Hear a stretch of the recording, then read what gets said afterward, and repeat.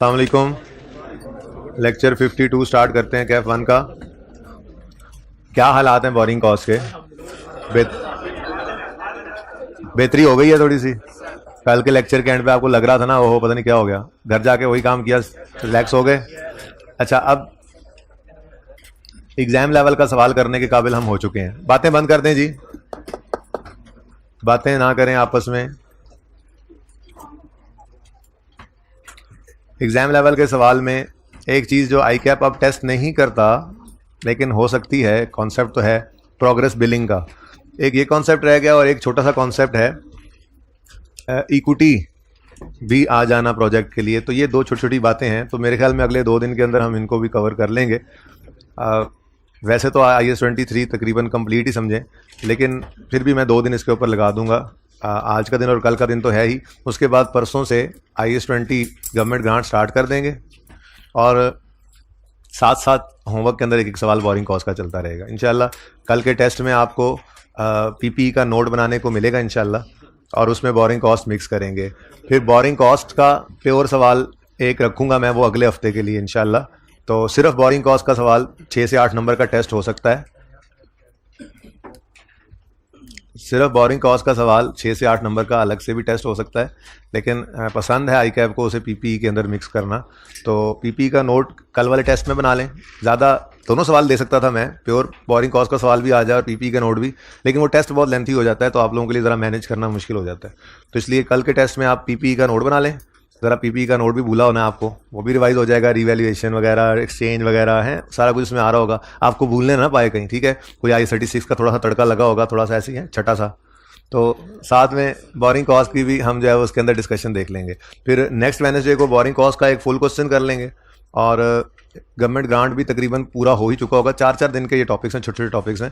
तो फिर उस टेस्ट के अंदर गवर्नमेंट ग्रांट का एक सवाल और एक बोरिंग कॉस्ट का सवाल, ये दोनों में डाल दूंगा। वो फिर मैनेजेबल हो जाता है कि वो आपके जो है वो आधे पौने घंटे के अंदर टेस्ट हो जाएगा। लेकिन अगर मैं नोट के साथ बोरिंग कॉस्ट का भी पूरा सवाल डाल दूं तो फिर थोड़ा सा आपके लिए मैनेज करना, एक दिन में 1.5 घंटे का टेस्ट बन जाए तो वो फिर दिन में मैनेज करना आपके लिए मुश्किल हो रहा होता है, ठीक है ना।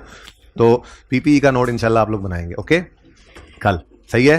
अच्छा, अब ज़्यादा टेंशन नहीं लेनी आपने, ज़रा एक बार ट्राई तो करें। सिर्फ बोरिंग कॉस्ट की रिवीजन चल रही है, यही चलने दें।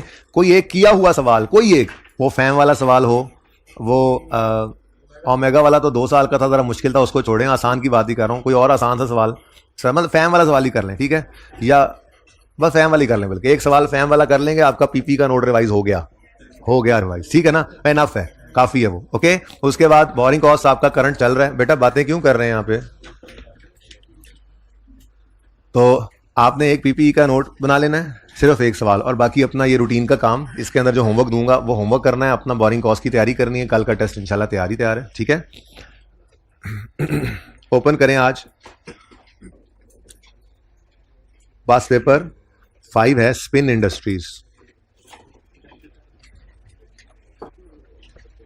पेज नंबर 278 है, पास पेपर 5 स्पिन इंडस्ट्रीज।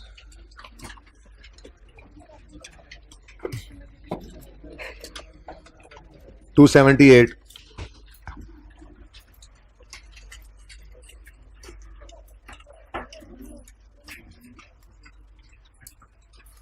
थोड़ा सा इधर होके बैठो, ये बैग्स इस तरफ कर दो।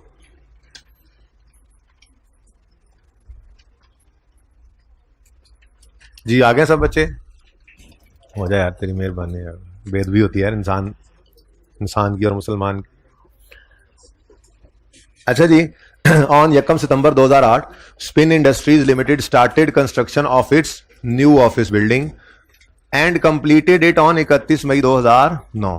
तो वर्क स्टार्टेड 1 सितंबर 2008 को है और वर्क कंप्लीटेड 31 मई 2009 को है। तो ये स्पेसिफिक लोन अगर पड़ा ज़रूरत, जो कि है, नज़र आ रहा है, ठीक है, आपको भी एडजस्टमेंट 1 में नज़र आ जाएगा, ठीक है। उसमें मुझे 2 डेट्स मिल गई हैं। एक वर्क स्टार्टेड किस दिन, 1 सितंबर 2008 पे वर्क स्टार्ट हो रहा है, और वर्क कंप्लीट ये अगले साल तक पहुंच गया है, ये अगले साल तक पहुंच गया है जी। नहीं, ऐसी कोई बात नहीं है, हमारा ईयर एंड है 30 जून 2009। अगर ईयर एंड 30 जून 2009 पे है तो फिर ये ईयर स्टार्ट हुआ होगा 1 जुलाई 2008 पे। जुलाई, अगस्त, सितंबर, अक्टूबर, नवंबर, दिसंबर, जनवरी, फरवरी, मार्च, अप्रैल, मई और 30 जून 2009। तो ये साल 1 जुलाई 8 से शुरू होकर 30 जून 9 तक वाला है। तो इस साल के अंदर 1 सितंबर पे यहाँ पे प्रोजेक्ट शुरू हो रहा है, ठीक है जी। और इस साल में 31 मई 2009 पर ये प्रोजेक्ट खत्म हो रहा है। इसका मतलब हमारे साल में ये प्रोजेक्ट कितने महीने चल रहा है? 9 महीने चल रहा है ना, 2 महीने पहले नहीं है और 1 महीना आखिरी नहीं है, ठीक है। तो इस अरसे के दरमियान में हमारा प्रोजेक्ट चल रहा है, यकम सितंबर को शुरू हो रहा है और 31 मई को खत्म हो गया, ठीक है ना। तो ये मैंने कहा 2 डेट्स मुझे मिल गई रेलेवेंट, यकम सितंबर को वर्क स्टार्ट हो रहा है और 31 मई को वर्क कंप्लीट हो रहा है। 31 मई 9, ठीक है, यकम सितंबर 2008, अब नजर आ रहा होगा एंड पे। अच्छा जी, उसके बाद सवाल को आगे बढ़ाते हैं। The payments made to contractor one. अच्छा, ये जो था ये स्पेसिफिक लोन के लिए रूल था ना, ये कमेंसमेंट का लेटर ऑफ वाला। जनरल लोन का क्या रूल था? हाँ, डेट ऑफ पेमेंट से वर्क कंप्लीशन तक, या ईयर एंड पहले आ जाए तो हर चीज वहां पर हमें रोकनी पड़ती है, ठीक है ना। चले, अच्छा जी, next. The payments made to contractor were as follows.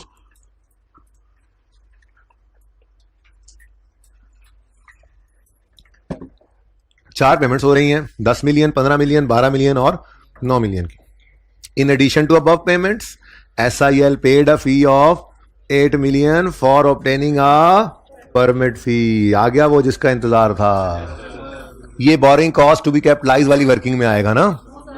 Yes sir, yes sir, auto पे लगा हुआ है, यस सर। ये कॉस्ट ऑफ बिल्डिंग में आता था, इतने दिन से इसलिए लिखवा रहा था कि कहीं गड़बड़ ना करो, ठीक है। Boring cost to be capitalize नहीं है ये, वो कॉस्ट ऑफ एसेट के अंदर हम कहते थे कंस्ट्रक्शन कॉस्ट, परमिट फी, मैप फी, कंसल्टेंट फी, और फिर बोरिंग कॉस्ट आके ऐड होती थी, तो यहाँ पे ऐड होना है, ठीक है।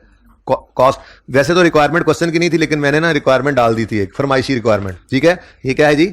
ये फरमाइशी रिक्वायरमेंट है, पर्चे में ये नहीं थी, लेकिन मैंने इस सवाल के अंदर ये फरमाइशी रिक्वायरमेंट डाल दी थी। ओके, क्या? Calculate cost of office building, ताकि ये 8 मिलियन भी जहां जाना है हमें वहां पे नजर आ जाए। हाँ, ठीक है। अच्छा, लो जी, परमिट फी आ गई आज वो फिर इतने दिन से इंतजार कर रहे थे। अब the project was finance through following sources. इस प्रोजेक्ट के लिए पैसे कहां से लिए? ऑन यकम अगस्त 2008 मीडियम टर्म लोन। ये मीडियम टर्म, शीडियम टर्म, लॉन्ग टर्म, इससे ना परेशान हुआ करें, जो आगे टर्म्स लिखी होती हैं वो देखा करें, ठीक है ना। मीडियम टर्म का मतलब से नॉर्मली ये होता है कि 5-7 साल का लोन, क्योंकि लॉन्ग टर्म लोन तो 25-25 साल के भी होते हैं बैंकों से, ठीक है। बहरहाल छोड़ें इस बात को, हमें क्या। ऑन यकम अगस्त 8 medium term loan of 25 million was obtained specifically for construction of building. This is specific loan. अच्छा, अगर सवाल खामोश हो तो फिर लोन कौन सा अज्यूम किया करेंगे? अपने पास लिख लें यहां पर बॉटम पे सवाल, अगर सवाल खामोश हो तो हम लोन को स्पेसिफिक अज्यूम किया करेंगे। अगर सवाल खामोश हो तो हम लोन को स्पेसिफिक लोन अज्यूम करेंगे। क्या मैंने लिखा हो? क्या आपके लिए लिखा हो मैंने? एंड वालों को नजर आ रहा है? ये लिखा हुआ एंड वालों को नजर आ रहा है? एंड वालों ये लिखा हुआ नजर आ रहा है? अभी कुछ छुपाया हुआ इसलिए मैं ऊपर नहीं कर रहा, बहरहाल बोल दिया मैंने, थोड़ी देर बाद ऊपर आ जाएगा ये, ठीक है। अगर सवाल खामोश हो तो हम लोन को स्पेसिफिक करेंगे, ठीक है। अगली बात, सवाल में लिखा हो रनिंग फाइनेंस फैसिलिटी है, तो मुझे बताओ फिर वो कौन सा लोन होगा? ये तो मैंने कल बात कर दी थी ना कि रनिंग फाइनेंस की नेचर ही कैसी है। रनिंग फाइनेंस फैसिलिटी हमने जी बैंक से एक रनिंग फाइनेंस फैसिलिटी ली हुई है। हमने बैंक को कहा हुआ है जी हमारे पास, ठीक है, हम पैसे आते भी हमारे इसी अकाउंट में। हमने कहा बैंक अगर कोई क्रेडिटर आए जो पैसे मांगे दे देना। कोई फिक्स एसेट हमने खरीदा है, उसकी पेमेंट का बिल आए आपकी तरफ, तो आपने उसके पैसे भी पे कर देने हैं। आपको कोई खर्चा और हम कर दें तो आपने उसके खर्चे पैसे पे कर देने हैं। और टेंशन ना लें, हमारे डेटर्स वाले पैसे भी इधर ही आ रहे होंगे, और हमारे और डेबिट्स भी इधर ही, क्रेडिट्स भी इधर ही। डेबिट इधर आते रहते हैं, क्रेडिट इधर से निकलते रहते हैं। बैलेंस कभी फेवरेबल कम ही होता है, नॉर्मली अनफेवरेबल होता है, लेकिन ये भी चेंज होता रहता है, ठीक है। और ये डेली बैलेंस होता है। ये जो ओवरड्राफ्ट की फैसिलिटी होती है ना, ये रनिंग फाइनेंस की फैसिलिटी, इसकी कैलकुलेशन हम ऑडिट पे जाके भी खुद नहीं करते, बैंक ही हमें दे देता है। उसकी वजह ये होती है इस अकाउंट में पैसे आ रहे हैं, पैसे जा रहे हैं, तो डे एंड के ऊपर कोई बैलेंस पड़ा होता है, बैंक उसको कैलकुलेट कर देता है उस दिन का इंटरेस्ट। तो डेली बेस के ऊपर इंटरेस्ट कैलकुलेट हो रहा होता है इसके ऊपर, ठीक है। और अगर पॉजिटिव बैलेंस हो गया तो फिर इंटरेस्ट इनकम भी डेली बेस पर ही निकल रही होती है, तो वर्किंग बैंक ही किया करता है, ठीक है ना। बहरहाल कहने का मकसद ये है कि अगर लिखा हो कि बैंक से रनिंग फाइनेंस फैसिलिटी ली हुई है और ये ना लिखा हो स्पेसिफिक लोन है या जनरल लोन है, तो इस रनिंग फाइनेंस फैसिलिटी को तो कभी भी स्पेसिफिक लोन नहीं कह सकते, क्योंकि इसकी नेचर ही कैसी है। क्रेडिटर की पेमेंट भी से कर रहे हैं, फिक्स एसेट की भी जो जरूरत पड़ती है। ये रनिंग फाइनेंस फैसिलिटी ली हुई है ना, एक फैसिलिटी बैंक से ली है कि जिस काम के लिए भी पैसे जरूरत पड़े उसी काम की पेमेंट यहां से करनी है हमने। जिस मर्जी काम के पैसे की जरूरत पड़ेगी हम यहां से पेमेंट करेंगे। ये फैसिलिटी ली हुई है ना, तो फिर ये कैसे कह सकते हैं कि प्रोजेक्ट के लिए स्पेसिफिकली ऑब्टेन किया है? ये तो सारे कारोबार में जिस मर्जी किस्म की पेमेंट होगी, पैसे कहीं से नहीं, हमारे पास पैसे नहीं पड़े हुए, कुछ भी जरूरत पड़ जाए हम यहां से पेमेंट करते हैं। तो ये फिर है ही क्या? General loan. तो दूसरी लाइन जो है वो लिखेंगे आप, कि रनिंग फाइनेंस फैसिलिटी या बैंक ओवरड्राफ्ट फैसिलिटी, ये तो होती ही जनरल लोन है। इसके बारे में ये असम्पशन नहीं लेनी, मैंने कहा साथ ही ये भी बोल देना, ठीक है। लोन के बारे में सवाल खामोश हो तो स्पेसिफिक अज्यूम करना है, लेकिन अगर लिखा हो रनिंग फाइनेंस फैसिलिटी तो उसके साथ उसके स्पेसिफिक या जनरल लिखने की जरूरत ही नहीं है, वो है ही क्या, जनरल लोन। याद रहेगी ये बात, अब तो एंड वालों को नजर आ रहा होगा।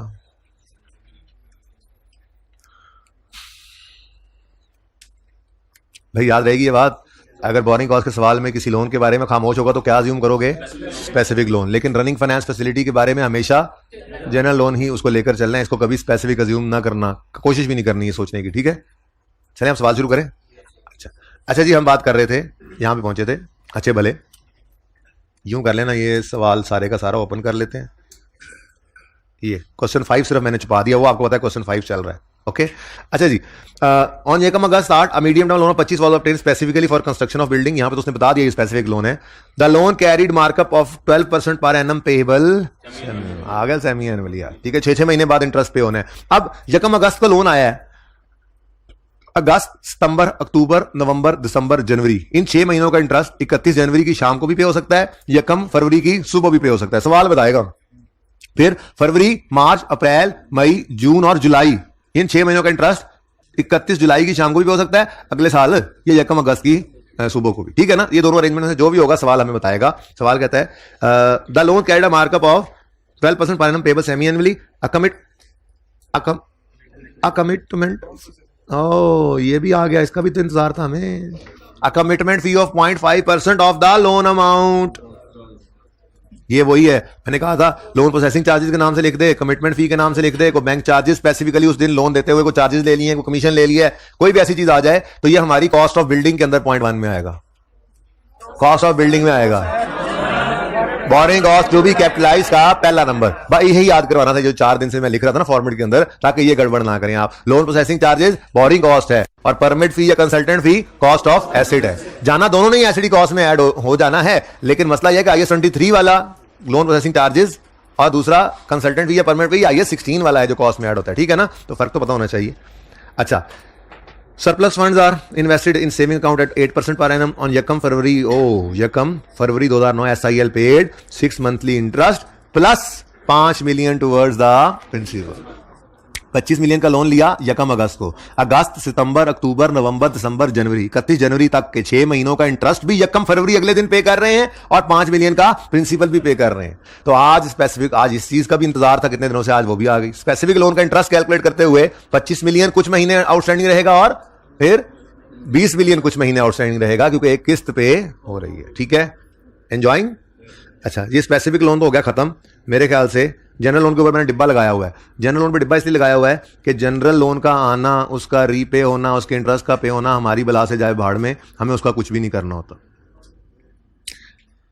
हमें तो सिर्फ जनरल लोन से जब पैसे निकाले तो कितने पैसे निकाले हैं उस टोकरी से ये पता होना चाहिए, किस दिन निकाले हैं ये पता होना चाहिए, और रेट क्या हो जिस पर हम इंटरेस्ट को कैपिटलाइज करें, सिर्फ ये चीजें चाहिए थी, इसलिए मैंने इसको डिब्बा लगा दिया, ठीक है ना।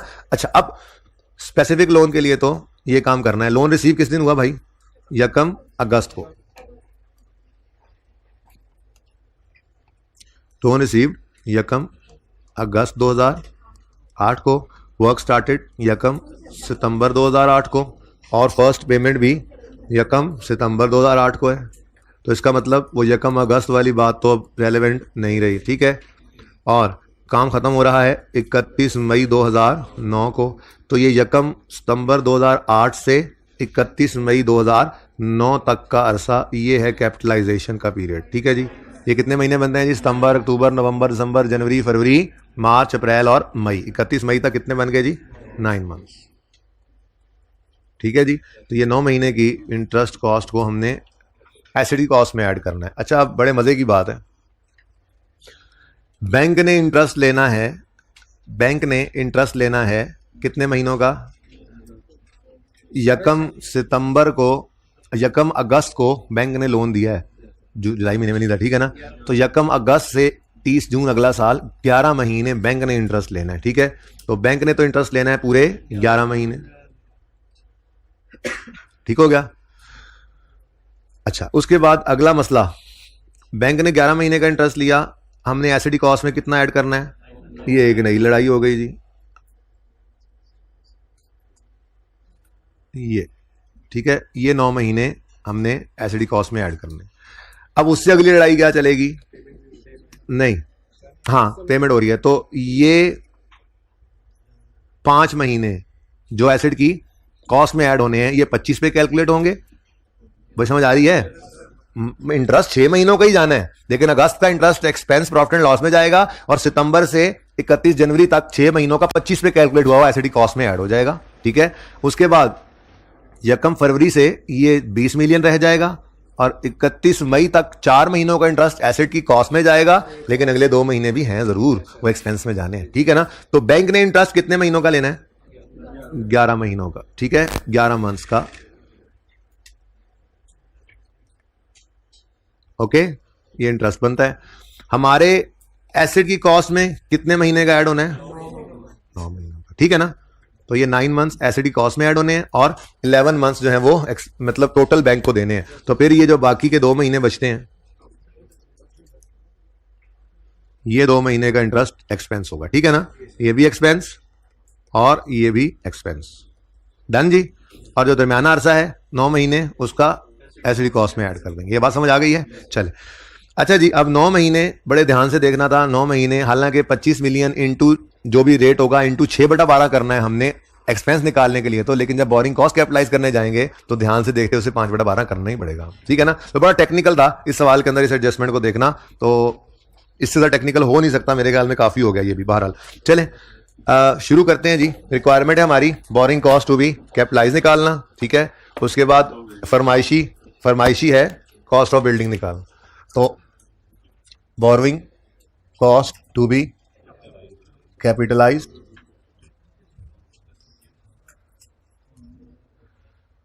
Number 1 loan processing charges etcetera. भाई एंड वालों ये लिखा हुआ नजर आ रहा है? आखिरी लाइन वालों लोन प्रोसेसिंग लिखा है मैंने, नजर आ रहा है? फिर थोड़ा ध्यान से बैठो ना और देखते रहो, इधर जो बोलूं तो वही लिख रहा हूं।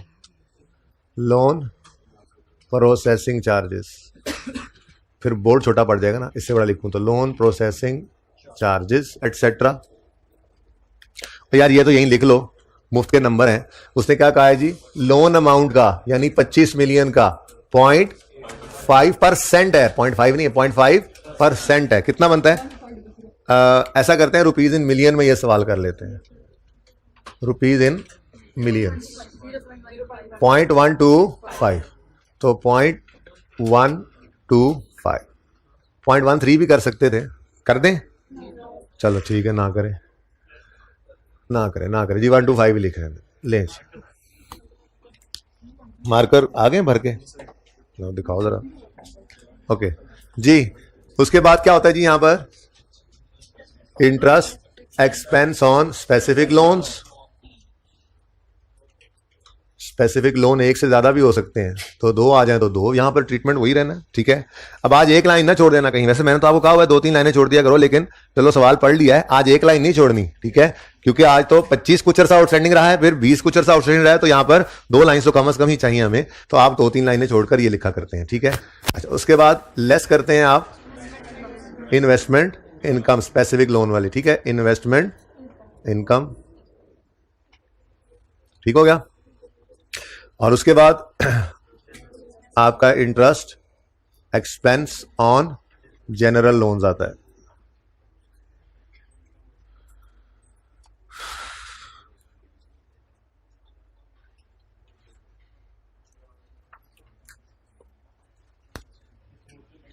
जी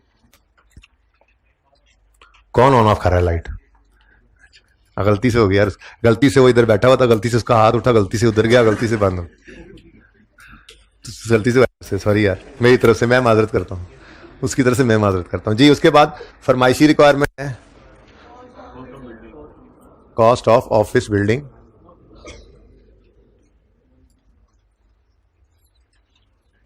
इसमें जी कंस्ट्रक्शन कॉस्ट्स होती हैं, मैप या परमिट फी होती है, अभी किसी सवाल में कंसल्टेंट फी भी आ जाएगी, तैयारियां तो हमने पूरी की हुई हैं, आए सही। और बोरोइंग कॉस्ट, ठीक है जी, जो कैपिटलाइज होनी है वही आनी है यहाँ पे। ठीक है, तो यहाँ पे हम कॉस्ट ऑफ, वैसे पिछली क्लास में मैंने सोचा था कि मैं ना इस सवाल के अंदर लाइफ ऑफ बिल्डिंग ऐड करा के डेप्रिसिएशन भी निकलवा दूंगा, लेकिन फिर फीडबैक वाले आ गए जो आपकी क्लास में पहले आए हैं, ठीक है। और मैंने निंजा वाला सवाल भी डिस्कस करना था, तो सारे ख्वाब मेरे चिकना चूर हो गए। ये सवाल पूरा करके मैंने होमवर्क में एक सबसे मुश्किल सवाल टॉपिक का जो किताब में मौजूद है पास पेपर का वो दे दिया, ठीक है। लेकिन थोड़ा सा डिस्कस करके, यानी उसमें से आप पासिंग मार्क्स इंशाल्लाह ले लेंगे, अल्लाह ने चाहा तो लेके ये आपका घर पे टेस्ट होगा। सोल्यूशन को छुपा के रखना है सॉल्व करने से पहले डिस्कस तो करके ही भेजूंगा। अच्छा जी, अब तैयारी हमारी पूरी है जी, ठीक है। की तैयारी, रिक्वायरमेंट को एड्रेस कर लेना ना, आधा सोल्यूशन होता है, क्योंकि अब इसमें जो आपको चीजें मिलेंगी वो आप यहाँ पे फेंकते जाएंगे तो कुछ ना कुछ नंबर मिलते चले जाएंगे, ठीक है। ये तो है फरमाइशी रिक्वायरमेंट, ठीक है ना। ये पर्चे की रिक्वायरमेंट नहीं थी, फरमाइशी रिक्वायरमेंट, यानी पर्चे के लिए आपको इस परमिट फी को इधर नहीं लिखना था, बस ये ज़हन में रखना था। और रिसीट पेमेंट स्केड्यूल में तो सारी रिसीट्स पेमेंट्स आती हैं, तो इसने चला ही जाना था, ठीक है ना। तो पर्चे के लिए तो इसको इग्नोर करना था यहाँ लिखने के लिए, ठीक है। लेकिन मैंने यहाँ पे कॉस्ट ऑफ बिल्डिंग भी लिख दी ताकि रिवीजन हो जाए इसकी भी। चलें जी, अब शुरू करें। सवाल सारा हम पढ़ चुके हैं।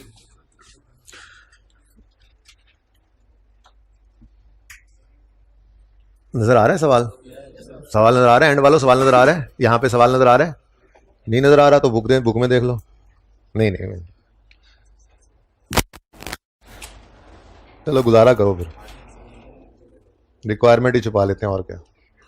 ओके नाउ, मैंने आपको कहा हुआ है कि सबसे आसान काम जो है वो interest expense on specific loan निकालना होता है, क्योंकि इन्वेस्टमेंट इनकम निकालनी हो चाहे जनरल लोन के ऊपर इंटरेस्ट निकालना हो, रिसीट पेमेंट पहले बनाना पड़ता है। रिसीट पेमेंट बनाना तो पहले सारे सवाल में नंबरिंग करनी पड़ती है, तो पहले आसान वाले नंबर ले लें, ठीक है। तो पर्चे के अंदर जो नंबर मिले वो ले लेने चाहिए। तो सबसे पहले हम interest expense on specific loan निकाल लेते हैं, जो कैपिटलाइज करना है। तो 25 मिलियन का लोन था, इंटरेस्ट रेट कितना है जी 12%, ये सारे साल का इंटरेस्ट आ गया इनटू, अब वैसे तो ये 6/12 बनता है, क्यों? क्योंकि यकम अगस्त से 31 जनवरी तक 6 महीने ये 25 आउटस्टैंडिंग रहा। बैंक ने इस 25 के ऊपर 6 महीने का इंटरेस्ट ही लेना है, पर इस वक्त हम इंटरेस्टेड हैं boring cost to be capitalize में, और ये हमने यकम अगस्त से तो बिल्डिंग बनना शुरू ही नहीं हुई थी, उसमें ऐड नहीं कर सकते थे, तो 1 महीने का तो एक्सपेंस प्रॉफिट एंड लॉस में चला जाना है ना। तो यहां पे हमें क्या करना पड़ेगा 5/12। ना मैंने मंथ्स लिखे, ना मैंने बटे के अंदर फासला रखा, क्यों? ये आगे ना बस जनरल लोन की बात की हुई है, पूरे सवाल में कहीं सस्पेंशन का जिक्र नहीं है। सवाल पढ़ के पता लग गया कि सस्पेंशन है, तो फिर ये देख लो कौन सी वाली है। अगर तो रूटीन है तो उसको भी इग्नोर करो, ठीक है। अगर नॉन रूटीन है तो फिर भी सिर्फ इतनी सी एहतियात करनी है, भाई बातें ना करें आपस में, इतनी सी एहतियात करनी है कि आपने यहां पर मंथ्स लिख लेने हैं और ये बटा लगाते हुए थोड़ा सा फासला रख लेना है, ठीक है ना। फिर मसला नहीं होगा नॉन रूटीन सस्पेंशन में, लेकिन सवाल के अंदर नॉन रूटीन सस्पेंशन नहीं है, ठीक है। तो इसलिए ना मंथ लिखेंगे, ना ही बटा लगाते हुए फ्रैक्शन लगाते हुए थोड़ा फासला देना है। लेकिन मैं ये मंथ सिर्फ आपको वैसे समझाने के लिए लिख रहा हूं, ओके। ये मंथ्स आपने नहीं लिखने पर्चे में, इधर आज नोट करते हुए भी नहीं लिखने। ये कौन कौन से मंथ्स हैं जी? अगस्त ही तो नहीं है, इसलिए तो मैं कह रहा हूं कि मैं ये लिखना चाह रहा हूं, ठीक है। अगस्त का महीना कैपिटलाइज नहीं होना, बैंक को पैसे जाने हैं, इंटरेस्ट जाना है, लेकिन वो प्रॉफिट लॉस में एक्सपेंस बनेगा, एसिडी कॉस्ट में ऐड नहीं करना, क्योंकि ऐसा करना ही शुरू नहीं हुआ था। कमेंसमेंट देखो ना, यकम सितंबर से हो रही है, तो यकम अगस्त का इंटरेस्ट इधर नहीं आने देना, ठीक है। इसलिए मैं ये मंथ यहां पे लिख रहा हूं, वरना मुझे यहां कोई जरूरत नहीं थी। तो सितंबर, अक्टूबर, नवंबर, दिसंबर, जनवरी और फरवरी, ये 6 मंथ्स का 5 मंथ्स का, ये 5 मंथ्स का, नवंबर, दिसंबर और जनवरी, ठीक है। ये 5 महीने, ओके। अगस्त नहीं लेना, अगस्त आना है प्रॉफिट एंड लॉस में, वो अगर फीडबैक वाले ना आते तो हो सकता है मैं इनकम स्टेटमेंट बैलेंस शीट भी बनवा देता, तो वहां पे 1 महीना ले जाते। बहरहाल वो मैंने आपको वैसे ही समझा दिया यहां पे तस्वीर बनाकर, ठीक है ना, कि इंटरेस्ट लगना तो इस दिन से शुरू हो जाएगा, 25 महीने से लोन आया, और इस दिन से लेकर इस दिन तक 6 महीनों का इंटरेस्ट बनता है। बैंक ने 6 महीने का इंटरेस्ट लेना है, लेकिन एसिडी कॉस्ट में सिर्फ इन 5 महीनों का इंटरेस्ट जाना है। ये 1 महीने का इंटरेस्ट एक्सपेंस आउट करना है हमने, ठीक है, ओके। चलें जी नेक्स्ट। अब एक किस्त पे हो जानी है, किस दिन 31 जनवरी तक की किस्त थी, लेकिन यकम फरवरी को पे हो गई, तो यकम फरवरी से ये हमारा लोन जो है ये 25 से कम होकर 20 मिलियन रह गया, 12% है। अब कौन कौन से मंथ्स? अच्छा, वैसे साल के अंदर यकम फरवरी से फरवरी, मार्च, अप्रैल, मई, जून, 5 महीनों का एक्सपेंस बैंक ने, अगर आज 30 जून पे लोन कैंसिल कराओगे तो वो फिर ये फरवरी, मार्च, अप्रैल, मई, जून, 5 महीनों का इंटरेस्ट वो बैंक मांगेगा आपसे, ठीक है ना। तो एक्सपेंस तो 5 में 20 मिलियन इस्तेमाल तो कितना कर लिया है यार, ये देखो ना, यहां पे हमने लोन लिया था 25 का, ठीक है ना, ये यहां पर 5 की हो गई रीपेमेंट, तो अब रह गया है 20। ये 20 अगले पूरे 30 जून तक 5 महीने इस्तेमाल हुआ है, बैंक ने से 5 महीने इंटरेस्ट मांगना है, लेकिन हमारा प्रोजेक्ट 31 मई को खत्म हो जाना है, तो फिर हमें कैपिटलाइजेशन को रोकना पड़ना है 31 मई तक। तो कौन कौन से मंथ्स, फरवरी, मार्च, अप्रैल और मई, ये 4 महीने, तो इसीलिए तो 4 और 5 9, ये टोटल 12 मंथ्स बनने जो कैपिटलाइजेशन करनी थी हमने, ठीक है। तो ये बड़े ध्यान से देखने वाला था, तेजी में कहीं आप यकम अगस्त से ना, वहां पे यकम अगस्त से तेजी से शुरू, अच्छा क्योंकि 2 हिस्सों में था ना, वरना तो मंथ्स लिखते हुए आपकी जान छूट जाती है, कैपिटलाइजेशन वाले मंथ्स लिखते हैं जान छूट जाती है। यहाँ पे चूंकि किस्तें थी तो जेन के अंदर वो 6 महीने चल रहे हो, 25 मिलियन 6 महीने आउटस्टैंडिंग नहीं रहा, यहाँ पे 6/12 कर गए, तो गड़बड़ हो जाएगी, ठीक है ना। तो थोड़ा सा ध्यान इसमें ये करना था।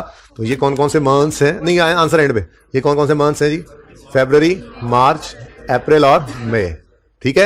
ये मंथ्स परिचय में लिखने की कोई जरूरत नहीं थी, मैंने सिर्फ आपको इसलिए लिख दिए कि अगस्त के महीने का इंटरेस्ट, अगस्त 2008 के महीने का इंटरेस्ट और जून 2009 के महीने का इंटरेस्ट, ये 2 महीनों का इंटरेस्ट एक्सपेंस में जाएगा, एसेट में नहीं लाना इसको, ठीक है। डन, चलें आगे। चलो उसके बाद ये अगली चीज है इन्वेस्टमेंट इनकम।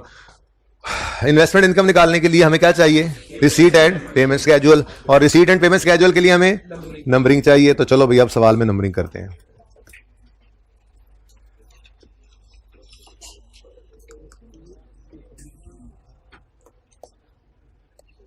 जी शुरू करें जी नंबरिंग, ओके जी। सबसे पहले हो रहा है यकम सितंबर को पेमेंट, हाँ जी, लोन रिसीव होगा आज यकम अगस्त को, सबसे पहले लोन रिसीव हो रहा है बस, और तो नहीं यकम अगस्त को कुछ हुआ। नो वालों, अल्लाह के बंदो, ये कमिटमेंट फी भी यकम अगस्त को ही पे हो रही है। जिस दिन ये लोन आया उन्होंने कहा उसी दिन इस लोन की अमाउंट का 5% बैंक ने कमिटमेंट फी ली है। इसका मतलब ये जो यकम अगस्त है, इस यकम अगस्त पे 1 भी है और 1 एक और भी है, तो हमने इसको 1A एंड 1B कर लेना, ठीक है जी, ओके सही है, और भाई समझ आ रही है, ओके नेक्स्ट।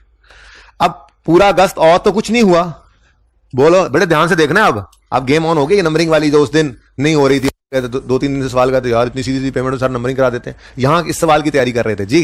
तो अगस्त में और कुछ तो नहीं हुआ जी, बोलो अगस्त में और कुछ हुआ है। फिर सितंबर में ये फर्स्ट कंस्ट्रक्शन पेमेंट हो रही है, 2 हो गया, और तो कुछ नहीं हुआ सितंबर में, और तो कुछ नहीं हुआ। हाँ जी ध्यान से देख लो, सारे सोए पड़े हो। सितंबर में यकम सितंबर को ये एक परमिट फी भी पे हो रही है, तो इसका मतलब 2A भी है और 2B भी है। अब भला बताओ, ये नंबरिंग ना करें तो सवाल करते हुए हम कैसे तरतीब में जाएं। तरतीब से हमने रिसीट पेमेंट निकालनी होती है, कोई ऊपर पड़ी हुई है, कोई नीचे पड़ी हुई है, अभी आगे देखना अभी क्या होने वाला है, ठीक है ना। तो नंबरिंग बहुत जरूरी थी, ठीक है। तो बड़े ध्यान से ऐसे ही देखना है। अगस्त जी, अगस्त में कुछ और तो नहीं, ध्यान से सवाल 2 दफा पड़ा होता है ना, मायने में होता है, फिर भी एक नजर डालो। अगस्त में और कुछ नहीं। सितंबर में ये 1 है, अच्छा ये 2 है, और तो कुछ नहीं है। सितंबर में भी देख लो, कुछ सी आ जाए, सी भी हो सकता है, ABC कर लेंगे, कोई और तो नहीं कुछ हो रहा भाई। चलें आगे। उसके बाद सितंबर में और कुछ नहीं। अक्टूबर में कुछ हुआ, सवाल पढ़े हुए हमने, देखो जनरल लोन के आने जाने इंटरेस्ट से हमें कोई सरोकार ही नहीं है, इसीलिए हमने उसको देखा ही नहीं है। उसमें तो सिर्फ एक चीज चाहिए कि पेमेंट कितनी हुई जनरल लोन से, वो रिसीट पेमेंट से निकलेगी, किस दिन हुई वो भी रिसीट पेमेंट में डेट आ जाती है। हाँ, जब इंटरेस्ट रेट निकालना होगा तो इस लाल डिब्बे को ओपन करेंगे, फिर इसमें देखेंगे 1 लोन है तो उसी का रेट ले लेंगे, 2 हुए, 3 हुए, 4 हुए तो एवरेज आउट कर लेंगे, इसलिए इसको साइड पे रखा हुआ है, ओके। अच्छा तो भाई सितंबर में और कुछ नहीं है। अक्टूबर में देख लो, अक्टूबर में, अच्छा नवंबर तो देख लो, नहीं है, नहीं। दिसंबर में, अच्छा दिसंबर में आ गया 3, ठीक है। और दिसंबर में कुछ और तो नहीं कंस्ट्रक्शन पेमेंट के अलावा, देख लो। अच्छा तो जनवरी में कुछ हुआ हो, नहीं वो फरवरी में हुई है। अच्छा फरवरी में भी बड़ा कुछ हुआ है, फिर अल्लाह की मर्जी, फरवरी में बड़ा कुछ हुआ है। फरवरी में एक तो कंस्ट्रक्शन पेमेंट हुई है, दूसरा यकम फरवरी से देखना, जरा ध्यान से देखना, यकम फरवरी 2009 को प्रिंसिपल भी रीपे हुआ है और इंटरेस्ट भी रीपे हो रहा है। तो यकम फरवरी को 3 पेमेंट्स आ रही इकट्ठी एक ही दिन, ठीक है। एक पेमेंट पाप होता है, हम डिब्बा लगा दिया करते हैं, ठीक है ना। अच्छा जी, उसके बाद मार्च में, फरवरी में और कुछ नहीं, फरवरी में और तो कुछ नहीं, फरवरी में और तो कुछ नहीं है। मार्च में देख लो, मार्च में फिर ना कहना बाद में मैंने बता दिया तो। मार्च में और कुछ है तो नहीं? अप्रैल, मई में क्या है? मई में कुछ नहीं है, वो यकम जून को है। अच्छा वापस की बात है, ये प्रूफ भी आज कर लेंगे, ये प्रूफ भी आज कर लेंगे कि जो रिसीट या पेमेंट हमारी सीजेशन के बाद फॉल कर रही होगी ना, अगर हम उसे सवाल में इग्नोर भी कर देना, मतलब यहाँ पे रिसीट पेमेंट बनाते हुए हमारा काम चल जाता है। ठीक है, लेकिन चूंकि पहला दिन है तो फिलहाल जरा नंबरिंग भी कर लेते हैं, इसको लिख के भी देख लेते हैं। ठीक है, लो भाई तैयारियां हो गई। किसकी तैयारियां हो गई? रिसीट पेमेंट स्केड्यूल की तैयारियां हो गई। रिसीट पेमेंट स्केड्यूल अब हमने बनाना है। ठीक है, वहां से हमें मिलेगी इन्वेस्टमेंट इनकम का बैलेंस मिल जाएगा, डेट मिल जाएगी, जनरल लोन की पेमेंट मिल जाएगी, डेट मिल जाएगी, अल्लाह अल्लाह ते खैर सल्लाह। तो working one, date,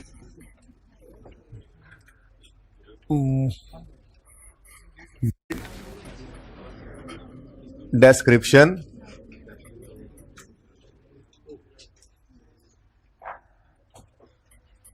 specific loan, specific loans, फिर जनरल लोन्स। ये एंड वालों अगर नजर नहीं आ रहा तो मैं माजरत चाहता हूं, ये आप बस लिख लो। ठीक है जी, date, description, specific loans, general loans और बैलेंस, ये वर्किंग नंबर 1। ठीक है जी, तो 1A और 1B है लोन रिसीव्ड। तो यकम अगस्त 2008 को लोन रिसीव। ठीक है, कल मैंने आपको कहा था मेरा मशवरा है कि लेटर डेट से इसको बनाया करो। अच्छा, एक जगह जाके इसने गलत होना है, शायद टेस्ट के सवाल में हो जाए तो समझा दूंगा, वरना दुनिया का हर सवाल इस तरह से हो जाएगा। एक सिचुएशन आती है जिसके अंदर ये काम थोड़ा सा सोचना पड़ता है अगर लेटर से बनाया हो तो, वरना वो बहुत मुश्किल है कि वो उस तरह सिचुएशन आए। बहरहाल वो भी डिस्कस तो कर ही देनी है, तो वरना तो सारे सवाल ऐसे सही हो जाते हैं। देखो ना, अगर मैंने खुदा ना खासा यहां पर यकम अगस्त ले लिया, ठीक है, और फिर अगली चीज आएगी यकम सितंबर पे। अब यहां पे जो बैलेंस निकलेगा, आप वहां से देखोगे यकम अगस्त से यकम सितंबर तक एक महीना आप इन्वेस्टमेंट इनकम निकाल लोगे। जबकि अगस्त के महीने की इंटरेस्ट एक्सपेंस को एसिडी कॉस्ट में ऐड नहीं करना, तो उस अरसे की इन्वेस्टमेंट इनकम को भी एसिडी कॉस्ट में से माइनस नहीं करना होता। अगर यकम सितंबर से पहले की इंटरेस्ट एक्सपेंस ने प्रॉफिट एंड लॉस में एक्सपेंस बनना है, तो उस वक्त की उस महीने की इनकम ने भी अदर इनकम में प्रॉफिट एंड लॉस में ही जाना होता है। कमेंसमेंट से सीजेशन के दरमियानी अरसे का इंटरेस्ट एसिडी कॉस्ट में ऐड होता है, तो कमेंसमेंट और सीजेशन के दरमियानी अरसे की ही इन्वेस्टमेंट इनकम ने माइनस होना है। इससे पहले या इसके बाद, ये 9 मंथ्स के स्टार्ट, और ये जो ग्रीन एरिया है, ये ग्रीन एरिया का ही इंटरेस्ट एसिडी कॉस्ट में ऐड होना है, अनलेस कोई सस्पेंशन आ जाए। फिलहाल सस्पेंशन नहीं है सवाल में, ठीक है ना। ये ग्रीन एरिया यकम सितंबर से 31 मई तक 9 महीनों का इंटरेस्ट एसिडी कॉस्ट में ऐड होना है, तो इसी 9 महीने की इनकम ने एसिडी कॉस्ट में से माइनस होना है। इससे पहले या बाद का इंटरेस्ट एक्सपेंस कहां जाता है? प्रॉफिट एंड लॉस में, फाइनेंस कॉस्ट में। तो इससे पहले या बाद की इनकम भी कहां जाएगी? प्रॉफिट एंड लॉस में, अदर इनकम में। ये बात याद रखनी है, ठीक है, ये बात पक्की याद रखनी। क्लियर है ये बात? जिस अरसे के अंदर इंटरेस्ट एक्सपेंस एसिडी कॉस्ट में आता है, उसी अरसे की इनकम एसिड कॉस्ट में माइनस हो सकती है ना। उससे पहले और बाद का इंटरेस्ट एक्सपेंस हमारा एक्सपेंस है पर प्रॉफिट एंड लॉस में, और उससे पहले और बाद अगर कोई इनकम कमा ली है वो हमारी इनकम भी है, लेकिन अदर इनकम में, एसिड कॉस्ट के अंदर उसको लेकर नहीं आना, ठीक है ना। अब अगर आपने मेरी बात ना मानते हुए यहां पर यकम अगस्त लिख लिया, तो यह गलती हो सकती है कि एक महीने का इंटरेस्ट इन्वेस्टमेंट इनकम जो है वो आप एसिड कॉस्ट में से माइनस कर जाओ आदत के मुताबिक। क्योंकि आपने क्या करना है, आपने यहां से लाइन खींचनी है, यकम अगस्त एक महीना, चलो जी, आप समझे हो। इसलिए आपको यह सलाह दी थी मैंने कि आप ये रिसीट पेमेंट स्केड्यूल को, वर्किंग वन की मैंने हेडिंग नहीं दिया, चलो माजरत, लिख लो रिसीट पेमेंट स्केड्यूल। इसको मैंने कहा था लेटर डेट से बना लिया करो, ठीक है। एक जगह जाकर ये फेल होनी है हमारी बात, लेकिन वो फिर समझा दूंगा ना आईकेप में जाने से पहले, तो फिर मसला कोई नहीं, ठीक है ना, अल्लाह ने चाहा तो लेटर डेट से बना लिया करांगे, ठीक है।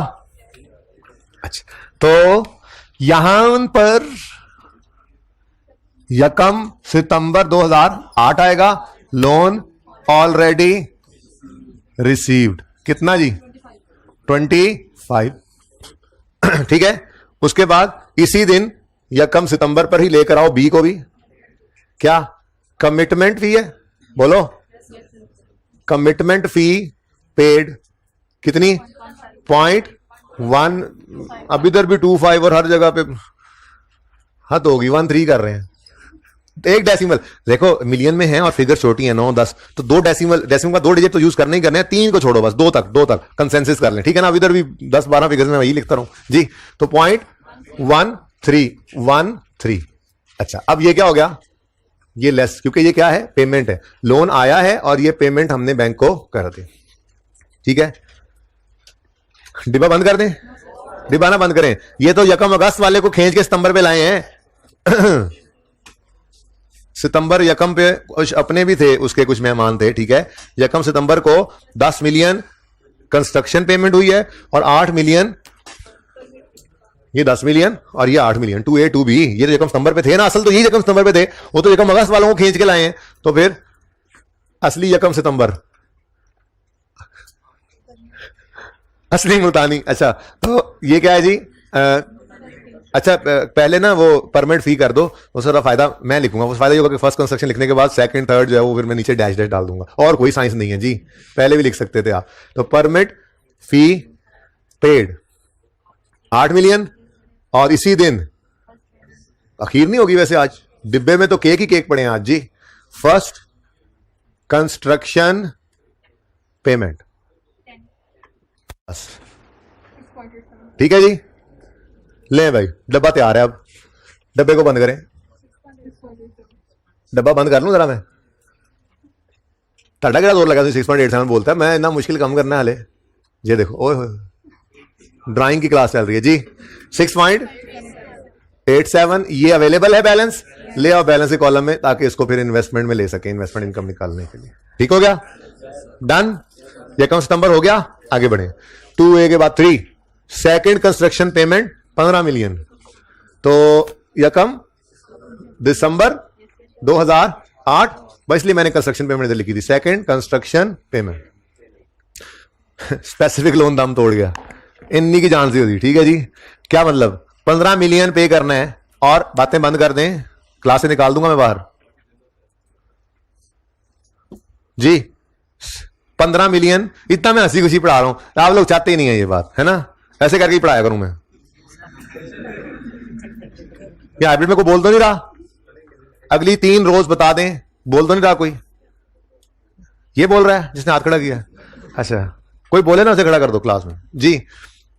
ये जब से रिजल्ट आया ना, उसके बाद जो आए हैं ना दोबारा वाले, इन्होंने सारे माहौल खराब किया। हाइब्रिड में बच्चे शिकायत कर रहे हैं, बच्चे बोल रहे हैं, फिजिकल में बोल रहे हैं बच्चे, और उनकी देखा देखी दूसरे खरबूजों ने, पुराने खरबूजों ने भी नए खरबूजों को देख के ना रंग बदल दिया। ओके, इंसान बन के बैठा गए। अच्छा जी, कहां थे हम? हाँ, हम थे 15 मिलियन पेमेंट करने जा रहे हैं, और स्पेसिफिक लोन में बैलेंस ही कितना पड़ा है, तो क्या करेंगे? मैंने आपको कहा था कि इसको ब्रैकेट में लिख लेना, इससे फायदा हो जाएगा, ठीक है। अब 15 मिलियन की पेमेंट है। अब पहले देखो स्पेसिफिक लोन में कितना बैलेंस पड़ा है।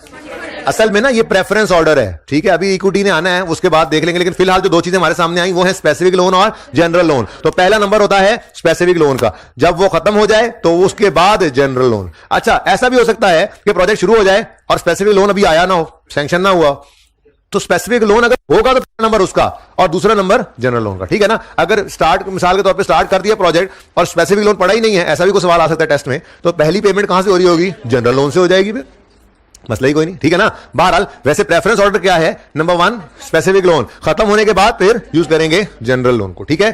तो 15 मिलियन 6.87 तो हमने किया स्पेसिफिक लोन से पे। इधर देखो, इधर ठहरो, पहले इसको जीरो कर लिया करो कि 6.87 15 मिलियन पेमेंट करनी थी, सारा ये तो निकाल के, ये तो उसको ये पकड़ो ना, और बाकी भी हम देते हैं, बैठो तो इधर, ठीक है ना। तो बाकी जनरल लोन की टोकरी से फिर निकाला कितना?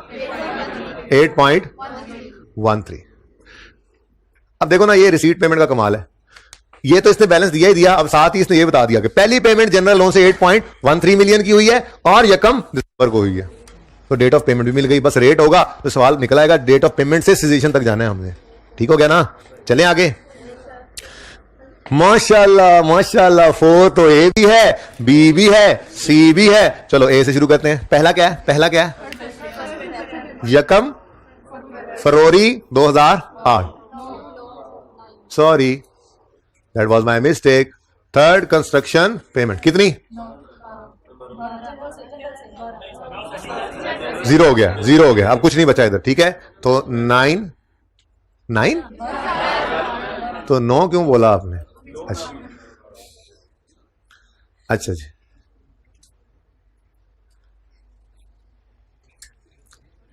नेक्स्ट 4A और 4B क्या है? 5 मिलियन की किस्त पे हुई और 6 महीनों का इंटरेस्ट पे हुआ। ठीक है, चलो पहले किस्त तो लिख लें।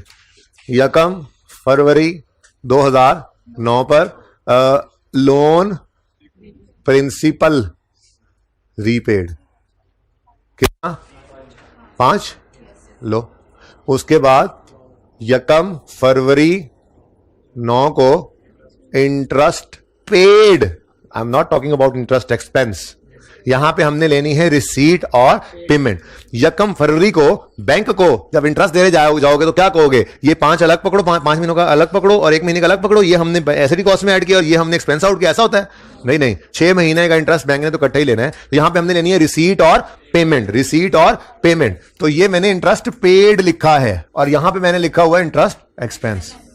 माना कि यहां 5 महीने आए हैं, 6ठा महीना भी आया हुआ है पर वो प्रॉफिट एंड लॉस में, यानी एंट्री पूरी अब अगर करूं, मैं पूरी एंट्री अगर करूं तो वो बनती है वैसे 1 महीने का इंटरेस्ट बनता कितना है?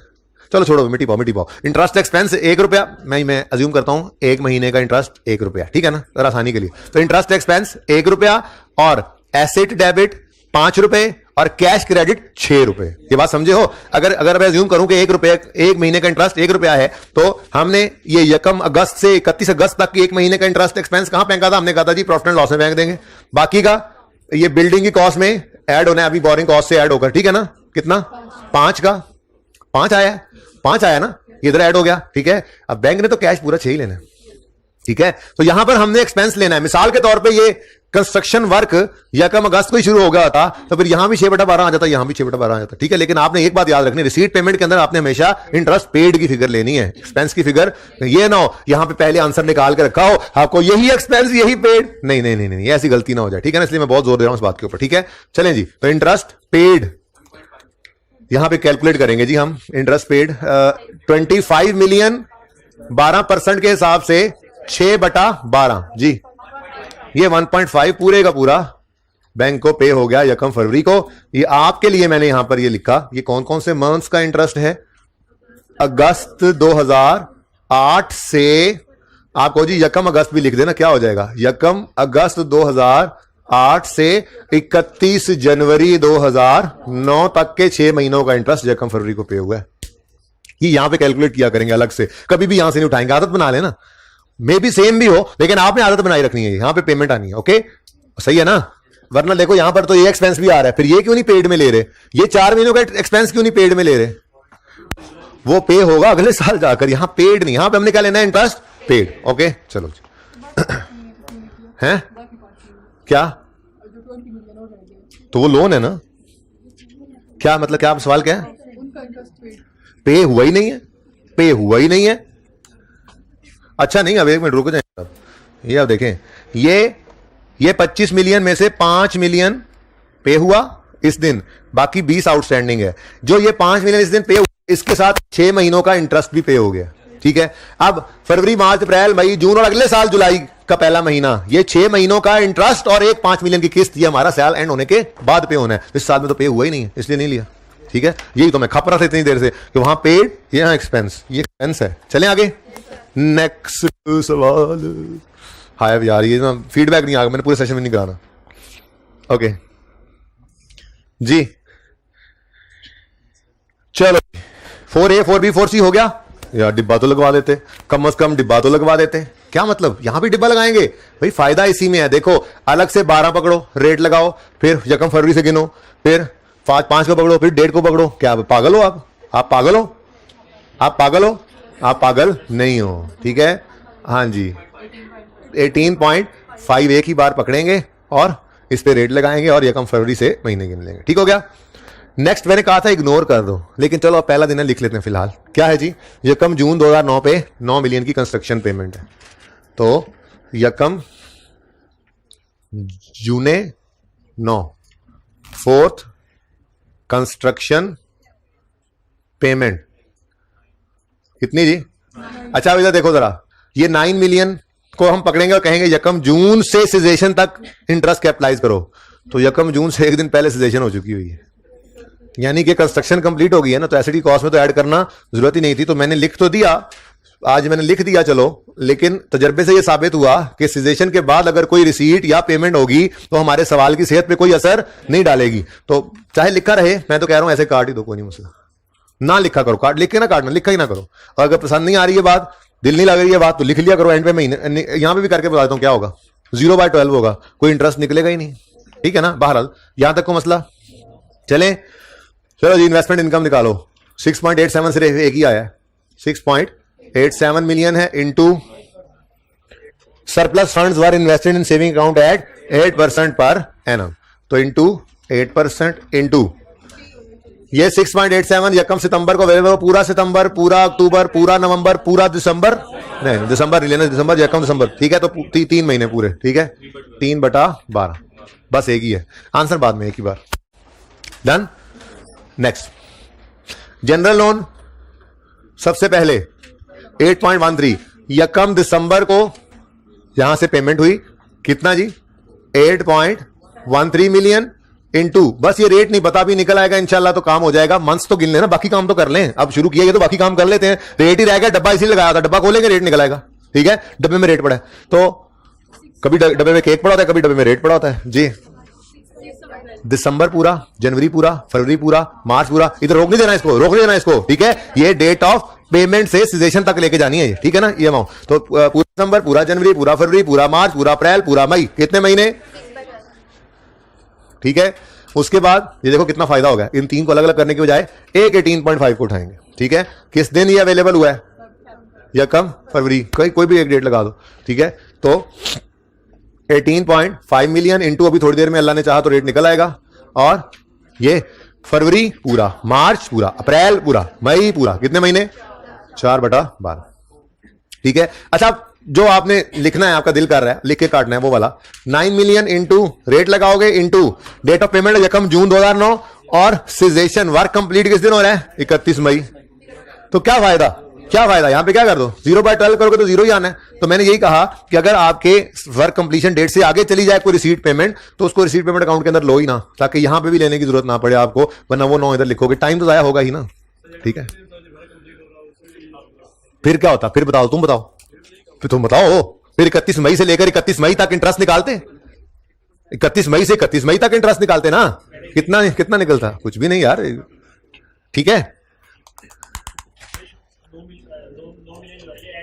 जी। क्यों नहीं होगा, आप उधार पे एसेट नहीं खरीदते, पहली बात तो यह है कि आप उधार पे भी एसेट खरीद लेते हैं, लेकिन ये उधार भी नहीं रहा, ये तो हमारे साल में पे भी हो रहा है यार। 31 मई को बिल्डिंग पूरी हुई, अगले दिन आया कॉन्ट्रैक्टर ने कहा भाई घर कंप्लीट है, बाकी नॉमिनल दे दो, आपने दे दिया, क्या मसला है। इसलिए कंस्ट्रक्शन कॉस्ट कहता था, उसकी बारी तो आने दो यार, अभी वो दूर है जी। अब क्या रह गया, पूरे सवाल की रिक्वायरमेंट में सब कुछ कर लिया हमने, ये जो सवाल की रिक्वायरमेंट को पूरी होने के लिए सिर्फ हमें क्या चाहिए, जनरल लोन का रेट। तो working number 2, average capitalization rate निकालना है। इसके लिए देखो क्या कुछ होता था हमारे पास, लोन की टाइप होती थी,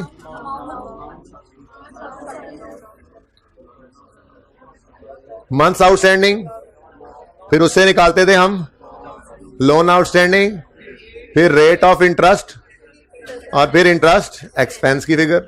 बेसिकली तो हमें चाहिए होते थे ये दोनों कॉलम्स, ठीक है।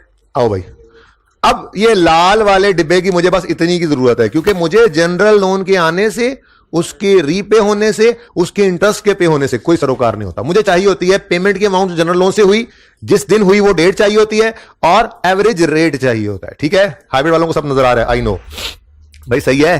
अच्छा, अब ये रनिंग फाइनेंस फैसिलिटी है, एक तो इससे लग रहा है कि ये जनरल लोन है, साथ ही एक और जुमला भी, एक लफ्ज और नजर आ रहा है, एग्जिस्टिंग। ये एग्जिस्टिंग बड़ा खतरनाक लफ्ज है, ये भी कहीं नजर आया करेगा ना। एग्जिस्टिंग लोन्स इतने पड़े हैं, चाहे जनरल लोन वो रनिंग फाइनेंस नहीं भी है, वो कहते हैं एग्जिस्टिंग लोन साल के शुरू में इतने पड़े थे, और फिर साल में हमने प्रोजेक्ट शुरू किया, तो उसको भी आप नहीं कह सकते कि ये स्पेसिफिक लोन है, क्योंकि एग्जिस्टिंग लोन का मतलब ही क्या है, ये पहले से आ रहे हैं, तो वो तो पहले से लोन पड़े थे, specifically obtained for construction of project तो नहीं होते ना। बहरहाल एग्जिस्टिंग का लफ्ज तो था ही था, सोने में सुहागा, रनिंग फाइनेंस भी ऊपर लिखा हुआ है, तो ये तो है ही कौन सा लोन, जनरल लोन। अच्छा, अब रनिंग फाइनेंस फैसिलिटी है ऑफ 28 मिलियन, आगे मत पढ़ो। फैसिलिटी ऑफ 28 मिलियन का मतलब क्या होता है, ये वो मैक्सिमम अमाउंट है जो आपको बैंक ने अलाउ की हुई है। फैसिलिटी ये वो मैक्सिमम अमाउंट है जो बैंक ने आपको अलाउ की हुई है कि आप यहां तक ओवरड्रॉ कर सकते हैं, ठीक है, आप जरूरी तो नहीं है कि आप टोटल इतना ही अलाउ करके बैठे हो, क्लोजिंग डेट पे जरूरी तो नहीं है बैलेंस शीट डेट पर यही अमाउंट आ रही हो। ठीक है, मैंने तो आपको पहले ही बता दिया कि रनिंग फाइनेंस तो रोजाना बैलेंस चेंज हो रहा होता है, उसमें पैसे आ भी रहे हैं, पैसे जा भी रहे हैं, पैसे आ भी रहे हैं, पैसे जा भी रहे हैं, तो ये तो क्लोजिंग बैलेंस भी आपको बैंक ही बताया करता है, और डेली का इंटरेस्ट वगैरह भी बैंक ही कैलकुलेट करता है, आप लोग नहीं किया करते। ठीक है, इसका मतलब मैं मंथ्स आउटस्टैंडिंग निकालना चाहूं तो मेरे लिए तो रनिंग फाइनेंस में मुमकिन ही नहीं होगा। मंथ्स आउटस्टैंडिंग या डेज आउटस्टैंडिंग कैसे निकालूं?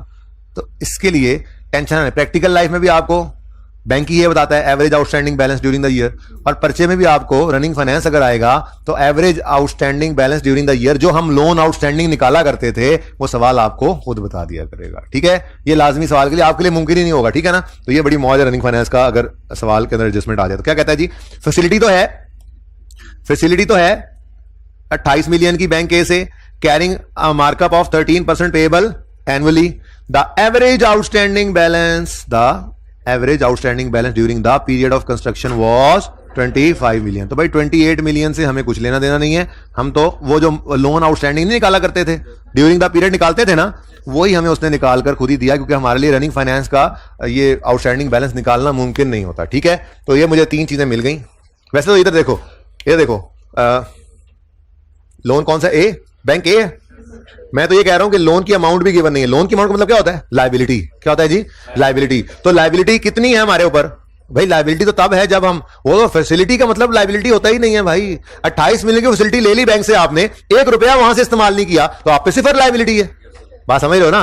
तो लोन कितना है पता नहीं, कितने में मतलब, अच्छा यहां पे लिखना, सॉरी, लोन ए की अमाउंट कितनी है कोई अमाउंट नहीं पता अभी। ठीक है, वो तो क्लोजिंग डेट पर, बैलेंस शीट डेट पर पता चले ना क्लोजिंग इतना पड़ा हुआ है। यहां पे अगर उसने बैलेंस शीट हमसे बनवानी होती ना, तो वो हम इनमें से कोई फिगर भी इस्तेमाल नहीं कर सकते थे, क्योंकि 28 क्या है? एक फैसिलिटी है, इतने ड्रॉ कर सकते हो। 25 क्या है? दौरान साल एवरेज इतना आउटस्टैंडिंग रहा। हमें तो एज ऑन फिगर चाहिए होती है बैलेंस शीट की, वो हमारे पास है ही नहीं। बात समझे हो? ठीक है, तो ये अमाउंट नहीं थी गिवन, ना ही मंथ्स आउटस्टैंडिंग गिवन थे, लेकिन उसने मैं ये बता दिया। तो अगर कोई बहुत जोर लगाए ना तो इस अमाउंट को 28 लिख सकता है, लेकिन मैं इससे भी मुत्तफिक नहीं हूं। वैसे मैंने पिछली क्लास में 28 लिख दिया था, लेकिन अब कल उनको भी बताऊंगा कि मैं अगली क्लास से जाते जाते मेरा ज़हन बदल गया। सचमुच, मतलब मैं ज्यादा लॉजिकल इस बात को, देखो 28 की अमाउंट लोन अमाउंट नहीं है, ये फैसिलिटी की अमाउंट है। ठीक है, लोन तो वो है कि जितना ड्रॉ किए बैठे हो ईयर एंड पे बैठ के या ईयर के स्टार्ट पे बैठ के। ठीक है, तो इसलिए मैं आपकी क्लास में इस लोन को लिखने को पसंद नहीं करा। कोई बहुत तकलीफ में हो तो यहां पे 28 लिख ले, लेकिन फिर मंथ्स आउटस्टैंडिंग नहीं है, ये 25 सवाल ने खुद ही दिया हुआ है। ओके, सही है। अच्छा, तो रेट कितना है जी? तो इंटरेस्ट एक्सपेंस 3.25। ठीक है, running finance facility of 25 from B, facility कितनी है? 25, ये फैसिलिटी है। Okay, this is not loan amount. The markup accrued during the period of construction was 3 million. अब उसने ना interest expense during construction period ही दे दिया हमें, यानी उसने ये फिगर हमें बता दी है। ठीक है, 3 मिलियन। ओके, आगे कहता है and the average running finance balance during that period was 20 million. ये हमें कोई नहीं दिया। वैसे तो ये निकल सकता है, लेकिन हम क्यों निकालें? जरूरत है कोई? हमें इस कॉलम का टोटल चाहिए, इस कॉलम का, तो जो जरूरत है उसको पता होना चाहिए ना उसका, ये चीजें चाहिए। ये नो कि हर चीज निकाले जा रहे हैं अंधाधुन। ठीक, अन्यवाह नहीं है, अमाउंट गिवन नहीं है, मंथ्स आउटस्टैंडिंग, लोन आउटस्टैंडिंग दे दिया उसने। ठीक है, समझे हो? 45 और 6.25। अब आपने निकालना था इंटरेस्ट रेट, तो आप 6.25 डिवाइड करते हैं इसको 45 से, मल्टीप्लाई करते हैं 100 से, तो आंसर आता है 13.9 कर लें, 13.9%। ठीक है, ये यार क्या मार्कर तुम लोगों ने मुझे दिया हुआ है जी? कह रहे जी बस यही रह गया था 13 एक और मार्कर निकाल लो, 13.9%, और आगे लिखने की जरूरत ही नहीं है। अच्छा, ये वर्किंग नंबर 2 में हमने निकाला है। ठीक है, जज़ाकल्लाह, नहीं है? जज़ाकल्लाह, इसको भी जरूर रख दो जी। आंसर बताएं जी, ये इन दोनों का टोटल इकट्ठा बताएं। 2.05। जरा चेक करते रहिएगा सब। ये इस एक का आंसर ये है कि 113 कुछ है। अच्छा, 14 जी, 1.91। इन दोनों का टोटल तीसरा तो लिया ही नहीं हमने। 1.42, 3. 46। जरा आंसर चेक कर लो, यही है। राउंडिंग का शायद डिफरेंस हो, अल्लाह के उन्होंने भी मिलियन में किया हो, किताब में मिलियन में हुआ है, मिलियन में ही है, 1000। ओ चलो कोई बात नहीं, कोई बात नहीं। वो 3.460 है तो 346 समथिंग आ रहा होगा, राउंडिंग का डिफरेंस हो सकता है। यही है जी। चले आगे। नेक्स्ट मैंने कहा कॉस्ट ऑफ बिल्डिंग भी निकाल दो, तो इसीलिए कंस्ट्रक्शन कॉस्ट लिखता आ रहा था। इधर देखो, इधर कैसे देखोगे, कुछ नजर आएगा तो देखोगे। इधर देखो, पीछे ना देखो, इधर देखो। 10, 15, 12 और 9 भी कंस्ट्रक्शन की कॉस्ट है। ये ऐसे ही आपने 31 मई के बाद अगले दिन पेमेंट कर दी है और बिल्डिंग कंप्लीट हो गई है, तो ये पैसे बिल्डिंग की कॉस्ट में ऐड होने चाहिए ना। ये तो कॉस्ट पेमेंट ना भी करते, यहां पे सवालों में आगे जाएंगे ना, प्रोग्रेस बिलिंग का कॉन्सेप्ट आएगा, तो ऐसा भी हुआ करेगा कि यहां पे आएगा बिल रिसीव हो गया, लेकिन ईयर एंड हो गया, अभी पेमेंट नहीं हुई, अगले साल में पेमेंट होनी है, 2-3 महीने बाद हम पेमेंट करते हैं। तो बिल रिसीव होने का मतलब ही क्या होगा, बिल्डिंग इतनी बन गई है। तो कंस्ट्रक्शन कॉस्ट मैंने कहा हुआ है, कभी भी कंस्ट्रक्शन पेमेंट नहीं कहा। ओके, तो टोटल अलग अलग 10 प्लस 15 प्लस 12 प्लस 9, ये 9 लिखने के लिए तो मैं इतने दिनों से कॉस्ट लिख रहा था, लेकिन इससे भी ज्यादा जरूरी समझ रहा हूं मैं प्रोग्रेस बिलिंग के कॉन्सेप्ट के लिए, जो मैंने पहले दिन से कॉस्ट कहना शुरू किया। तो तैयारी तो हम पहले दिन से शुरू कर देते हैं किसी मुश्किल काम की, तभी तो वो मुश्किल काम जाके मुश्किल लगता नहीं है। ओके, 46, परमिट फी 8, कंसल्टेंट फी कोई नहीं, बोरोइंग कॉस्ट 3.46, ये फरमाइशी रिक्वायरमेंट है, परिचय में नहीं करनी थी जी। 50.46, ठीक है जी, सही है। अच्छा जी, अब होमवर्क देखो। सबसे मुश्किल सवाल आपके टॉपिक का आपको आज होमवर्क में दे रहा हूं, खुद सोचो, अब आप अपना लेवल सोचो। बस 2 मिनट में ये डिस्कशन थोड़ी सी कर लूं, उसके बाद छुट्टी है। टाइम हो गया ना, एग्जैक्ट टाइम अब हुआ है ना, बस 2 मिनट रहते हैं, 2 मिनट ही चाहिए मुझे भाई। Calculate amount of borrowing cost that may be capitalised, वही वर्किंग करनी है ड्यूरिंग द ईयर एंडेड 30 जून 10। कल ना, कल इसी सवाल में कुछ और चीज ऐड करके मैं इसको बढ़ा लूंगा, यानी कि लाइफ साइड ऐड करके ना इसको डेफिनेशन के लिए कल। लेकिन इंपॉर्टेंट थिंग इज 30 जून 2010 पे बोरिंग कॉस्ट निकालो और 11 पे भी निकालो। अजीब बात है भाई, मैंने देखें बड़े अहम बात कर रहा हूं इस वक्त, सबका ध्यान इधर हो। On Yakam March 2010, GC started construction of new plant to meet growing demand. The new plant was completed at a cost of 100 on 31 मई 11। हमारा साल कुछ इस तरह से है, यकम जुलाई 2009 से शुरू होकर पहला साल खत्म हो रहा है 30 जून 10 पे और दूसरा साल 30 जून 11 पर। अब जरा गौर फरमाएं तो कंस्ट्रक्शन स्टार्ट हो रही है यकम मार्च 2010 पे, जो हमारे पहले साल में पड़ रहा है, ये देखें, और खत्म हो रही है जाके 31 मई 2011 पे। तो ये प्रोजेक्ट 2 साल पे तो पहला ही हुआ था। पावर लिमिटेड में उसने 30 जून, मतलब अगर मैं इसी की बात करूं तो 30 जून 2010 पे हमें रोक दिया था। ग्रेनाइट कॉर्पोरेशन में उसने रोका नहीं, उसने कहा चलो अगले साल भी जाओ और जाके इस एसेट को कंप्लीट भी करो, ठीक है। अब बोरिंग कॉस्ट के लिए ये वर्किंग आपको 2 दफा करनी पड़नी। एक तो ये बात, 30 जून 2010 तक बोरिंग कॉस्ट निकालोगे, फिर 30 जून 2011 तक अलग निकालोगे। रिसीट पेमेंट स्केड्यूल इकट्ठा ही बना लेना, लेकिन 30 जून 10 के ऊपर इन्वेस्टमेंट इनकम को माइनस करना रोकना, जरा ध्यान से चलना, ठीक है ना। और फिर यकम जुलाई से ऑनवर्ड्स, क्योंकि 30 जून तक उधर ऐड हो जाना, यकम जुलाई तक से इधर, ठीक है ना। अगली बात जिससे भी इंपॉर्टेंट है, बाकी सब आप कर लोगे इंशाल्लाह। Cost of capital work in progress होगा पहले साल में, क्योंकि पहले साल में तो एसेट बना ही नहीं है।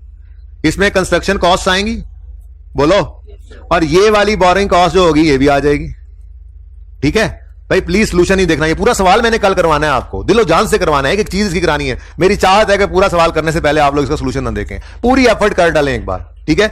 अच्छा, अब ये जो CWIP का क्लोजिंग होगा, ये अगले साल कॉस्ट ऑफ, ये बिल्डिंग बना रहे हैं, बिल्डिंग क्या बना रहे थे, प्लांट है, चलो सॉरी, कॉस्ट ऑफ प्लांट जी।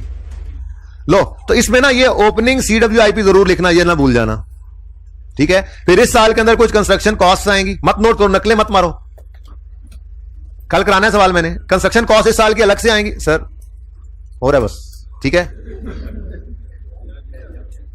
आज तो सर टाइम भी आ गए जी, सर रोज टाइम पे आते हैं, ऐसे मत करो यार मुझे। अच्छा चलो सुन लो, अगले साल कंस्ट्रक्शन कॉस्ट नई वाली ऐड करोगे और अगले साल की बोरिंग कॉस्ट जो है वो इस यहां से ऐड करोगे, तो फिर आपकी कॉस्ट ऑफ प्लांट निकलेगी, ठीक है। अब छोटी सी बात, मत नकल करो भाई, खामोश रहें, सर चले गए हैं, खामोश रहें। अच्छा चुप करें। पॉइंट 1 में स्पेसिफिक लोन है, जिसके अंदर एक अरेंजमेंट फी की बात भी आ रही है, अब तो 20 दफा ये बात कर चुके, पता है आपको इसने कहां पे आना है, ठीक है। ओके, उसके बाद रनिंग फाइनेंस फैसिलिटी एक ही है सवाल के अंदर, मौजें लग गई आपकी, वेव्स लग गई। क्यों? कोई एवरेज निकालने की जरूरत नहीं पड़ेगी। सरप्लस फंड्स को इन्वेस्ट कर रहे हैं, कॉन्ट्रैक्टर साहब को पेमेंट्स कर रहे हैं, कंस्ट्रक्शन वर्क सस्पेंडेड रहा ड्यू टू डिले ऑफ कौन सी सस्पेंशन? नॉन रूटीन सस्पेंशन है। करोगे क्या? बस मंथ्स लिख लेना और ये सिर्फ दूसरे साल में आएगा, ठीक है। इसको करके आना, जिंदगी रही तो कल मिलेंगे। अल्लाह हाफिज।